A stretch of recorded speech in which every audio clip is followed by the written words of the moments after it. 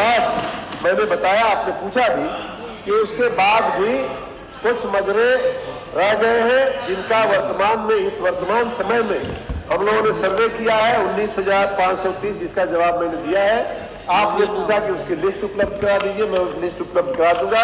लेकिन अभी मोटी जानकारी के लिए मैं आपको बता दूं कि पूर्वांचल के क्षेत्र में, पूर्वांचल विद्युत निगम क्षेत्र में मजरों की जो 19,503 है, उसमें से 8,114 मजरे जो आपने छोड़े थे उसको हम अब करने जा रहे हैं। मध्यांचल में जो आपने छोड़े थे ऐसे 8,804 मजरों का विद्युतीकरण हम अब करने जा रहे हैं। दक्षिणांचल क्षेत्र में जो बुंदेलखंड की आप बड़ी चिंता कर रहे थे, वहाँ हजारों गांव मजरे जो है अविद्युतीकृत थे, जो पहले भी हो गए भाजपा सरकार में, और अब जो बचे हैं 2,585 मजरे जो है दक्षिणांचल में अब विद्युतीकरण का काम हमने शुरू किया है। 917 करोड़ रुपए के खर्च से माननीय अध्यक्ष जी हम विद्युतीकरण करने जा रहे हैं। और 2026 में समय मर्यादा ये पूछा, माननीय सदस्य ने पूछा था, 2026 में हम इस कार्य को पूरा करने का आशा रखते हैं। एक और सवाल, एक और बात माननीय अध्यक्ष जी, मैं पूरे सदन की जानकारी के लिए मैं ये कहना चाहूंगा, मुझे थोड़ा समय दीजिए कि ये जो अविद्युतीकृत लगभग 1.5 लाख मजरे आप लोगों ने छोड़े थे वो तो हम पूरा कर ही रहे हैं, लेकिन साथ में माननीय अध्यक्ष जी इस राज्य में सैकड़ों ऐसी जगह हैं जहां सामान्य रूप से विद्युतीकरण संभव नहीं है। बनी प्रदेश है, जंगल में है, पहाड़ों पे है, नदियों के बीच में है जहां खंभे उखड़ जाते हैं। ऐसे ये बात तो आपके ध्यान में आई ही नहीं, आपने सपने में भी नहीं सोचा था कि ऐसा भी जगह है जहां विद्युत पहुंचाने की आवश्यकता है। ऐसी जगहों पर भी माननीय अध्यक्ष जी हम लोग विद्युतीकरण करने का काम कर रहे हैं। और ऐसे एक नहीं, दो नहीं, सैकड़ों ऐसी जगहों का विद्युतीकरण करने का हम लोगों ने काम जो है लिया हुआ है, जिन पर पावर बैंक लगा करके सोलर की व्यवस्था करके धन्यवाद माननीय विद्युतीकरण मंत्री जी, धन्यवाद माननीय। और thank you sir, thank you sir, धन्यवाद। अब अगला प्रश्न लेते हैं,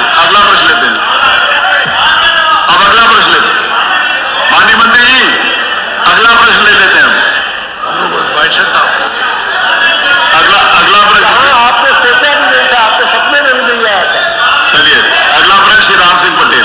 एक सवाल, माननीय नेता प्रतिपक्ष, एक छोटा सा, माननीय नेता प्रतिपक्ष, आपके माध्यम से माननीय विद्युत मंत्री जी से जानना चाहता हूँ, मजरे तो आप ऊर्जित करते जा रहे हैं, क्या बिजली दे पाएंगे कि नहीं ये तो आपके सोच की विषय है, लेकिन मैं ये जानना चाहता हूँ कि आप कह रहे हैं पूरे सबसे ज्यादा बिजली उत्पादन हमने किया, फिर कटौती का कारण क्या है? फिर आप कैसे कटौती करते हैं? ये या तो जितनी हमारी, ये भी बता दें हमारी कितनी आवश्यकता है 24 घंटे बिजली के लिए, और आप कितना उत्पादन कर रहे हैं?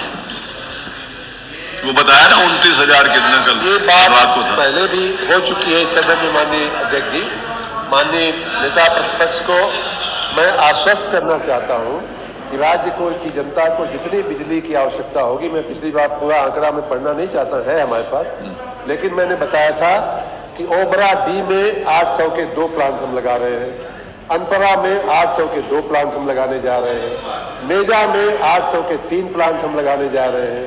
साथ ही हमने सौर ऊर्जा की बहुत बड़ी क्षमता जो है अनुबंधित की है उसका पाइपलाइन में। तो यही तो बताया था हमने, और क्या जानना चाहते हैं?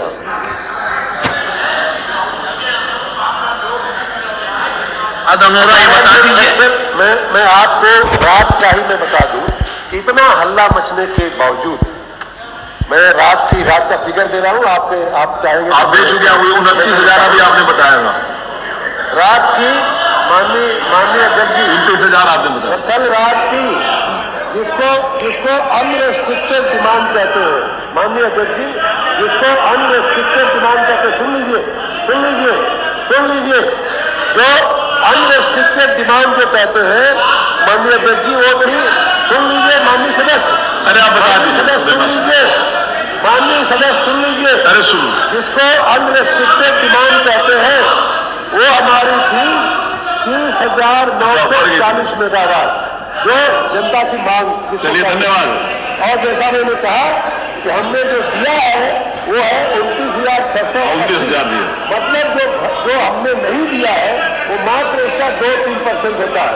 और उसमें भी बरसात एक कारण है, कोयला भीगा हुआ आ रहा है वो एक कारण है। मेरे बताया विभिन्न कारण हैं। पूरी की पूरी सप्लाई जितनी चाहिए उतनी राज्य की जनता को दी जा रही है। श्री राम सिंह पटेल।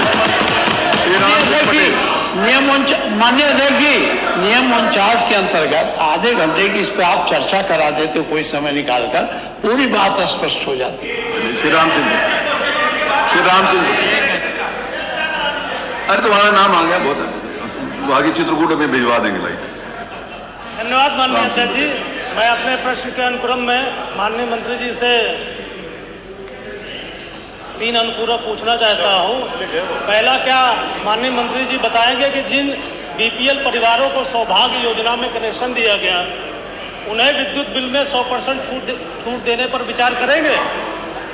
दूसरा, क्या माननीय मंत्री जी बताएंगे कि जिन बीपीएल परिवारों ने अन्यत्र योजनाओं से विद्युत कनेक्शन लिए थे उनके बकाये बिल को माफ करने पर भी विचार करेंगे? और तीसरा है मेरा, क्या मंत्री जी बताएंगे कि क्या बीपीएल कार्ड धारकों के 100 यूनिट विद्युत उपभोग की छूट का मानक 100 से बढ़ाकर 200 यूनिट करने पर विचार करेंगे? और साथ में एक चीज़ और छोटा सा मैं आपके संज्ञान में लाना चाहता हूँ माननीय मंत्री जी, हम लोगों द्वारा जो विधायक निधि द्वारा जो कार्ड दी जाते बिजली विभाग में, उसके कनेक्शन का हम लोगों से 60,000 रुपये जमा करवा लिया जाता तत्काल, लेकिन कनेक्शन बहुत लंबे समय तक नहीं उन जगह पर मिल पाता है। तो इस पर जरूर आप थोड़ा ध्यान रखें। मंत्री जी देखिए, उन्होंने शुरुआत 1, 2, 3 करी, आप भी 1, 2, 3 उत्तर देके खत्म कर।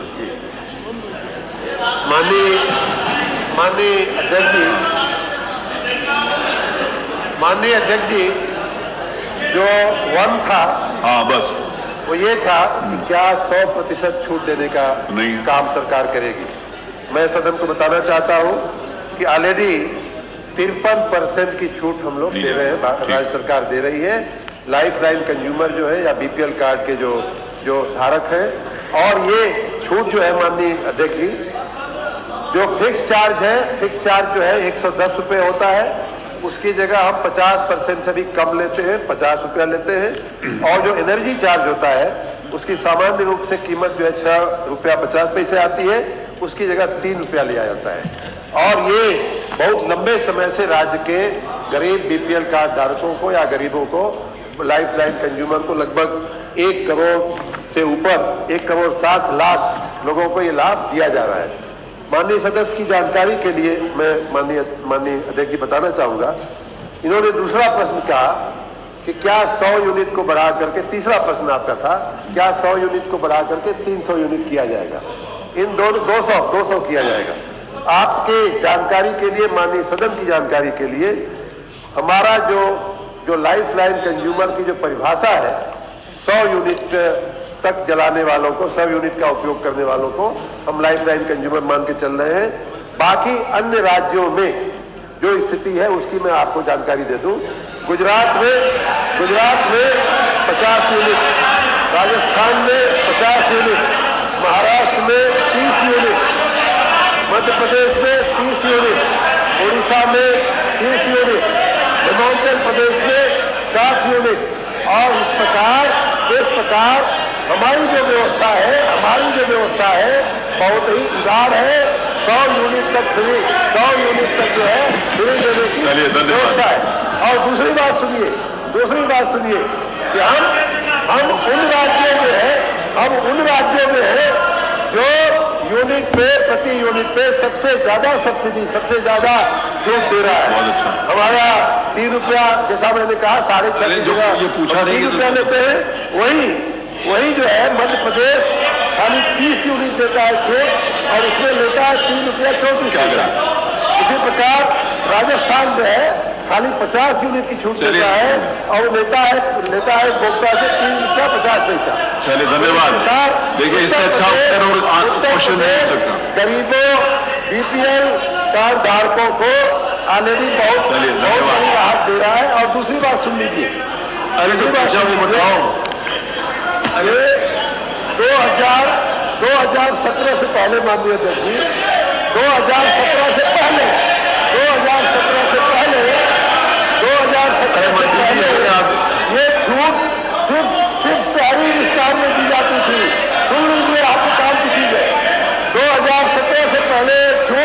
शहरी विस्तार में दी जाती थी, भाजपा सरकार ने 30 नवंबर 2017 से 30 नवंबर 2017 से शहरी के साथ ग्रामीण इलाके में भी ये छूट देने का निर्णय लिया।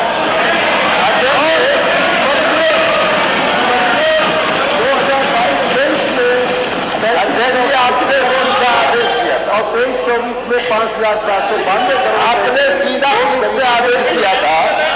सीधा पीठ से आपने आदेश दिया था कि 3 क्वेश्चन किए हैं, उनके तीनों के सीधे सीधे जवाब दे दीजिए और यहाँ से लेकर गुजरात यानी कि देश के इस बॉर्डर से लेकर उस बॉर्डर तक की सारी कहानी कर दी। लेकिन सब बिजली मिल नहीं रही। सामने सदस्य जिसने क्वेश्चन किया वो कह रहा हम संतुष्ट थे, तुम पूरे हिंदुस्तान का नक्शा मत खींचो, ये प्रश्नों को संतुष्ट हो गए से अच्छी बात आ जाए और ऐसी व्यवस्था सुनिश्चित कर दे जवाब दे शेतुल प्रधान ये व्यवस्था सुनिश्चित करने वाला मनीष बोलो आप। माने श्री अतुल प्रधान, ये आप लोग वहीं क्यों नहीं तय कर लेते चाचा भतीजा, यहाँ आते हो? नहीं सर, नहीं सर वो बहुत ज्यादा दिन सेवा नहीं चौधरी लक्ष्मी नारायण जी की बात कर रहा हूँ। हाँ तो उन्हीं से करने का पूछोगे और किससे सर वो पूछोगे? तो